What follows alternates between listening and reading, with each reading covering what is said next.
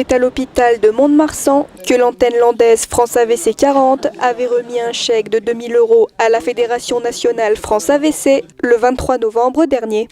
Ce chèque va permettre de financer une bourse que nous faisons chaque année. Cette bourse est de l'ordre de 10 000 €.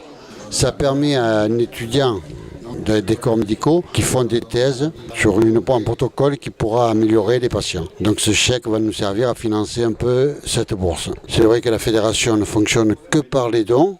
Donc on a besoin de beaucoup de dons pour pouvoir financer les bourses et financer aussi toute la documentation qui est remise aux antennes. Donc il faut aller trouver des sponsors un peu partout.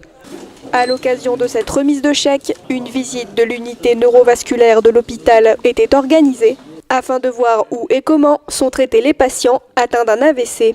Cette unité, elle comporte 4 lits de soins intensifs, donc qui accueillent les malades en urgence, et 9 lits dédiés, c'est-à-dire qui accueillent des malades qui sortent des soins intensifs. Et dans cette unité, on réalise les thrombolyses. La thrombolyse se fait pour des patients qui ont fait de façon subite un accident vasculaire cérébral et qui sont accueillis à l'hôpital dans l'intervalle de 4h30. La thrombolyse consiste en fait à injecter un produit dans l'idée de déboucher l'artère qui a été bouchée et qui a provoqué l'accident vasculaire cérébral. L'UNV traite également les patients qui arrivent souvent trop tard à l'hôpital et ne peuvent pas bénéficier de la thrombolyse.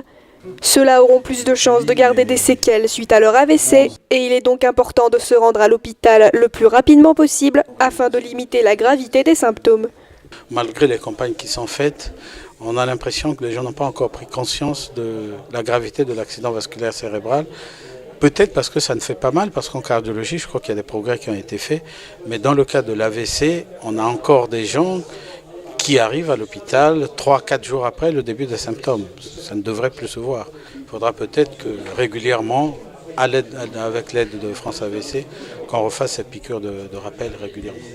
Les campagnes qui se font d'information servent parce que les gens ont la rapidité de prévenir les secours, mais on n'a pas encore évité aux gens de faire des AVC.